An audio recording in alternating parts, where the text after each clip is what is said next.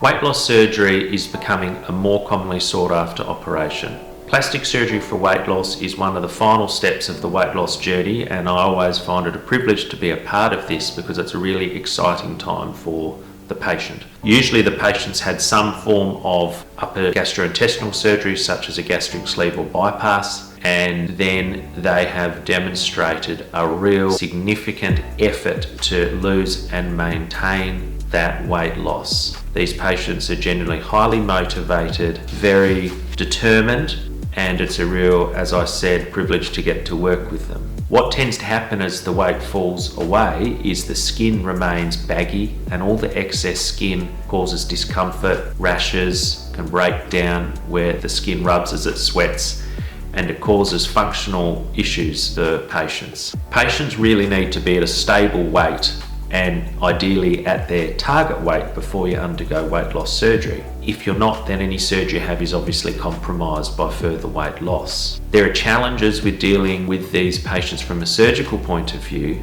because the integrity and the quality of the skin is compromised after weight loss in almost all cases. One real challenge with these patients is the quality of the tissues. If you can imagine from the muscle to the skin that you have gained a significant amount of weight and all of the fibers are stretched, as well as the skin itself as the envelope becomes larger. When that weight is lost, you have a lot of laxity and you also have compromised dermal integrity. And this means that the support that the skin can provide to a wound healing or to, say, an implant, in the case of breast volumization, is compromised.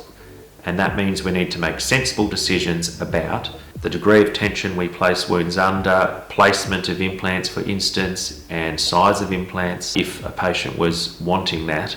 And furthermore, the way the tissue stretches and settles during the healing process is less predictable. Patients have very individual problems in terms of what they seek when they're looking for weight loss surgery, because where they hold the weight, where they lose it, and where the skin retracts the most or least varies from patient to patient. However, the most common requests are for breast volumization and lift, arm lifting, abdominoplasty, and in many cases thigh lift or buttock augmentation as well.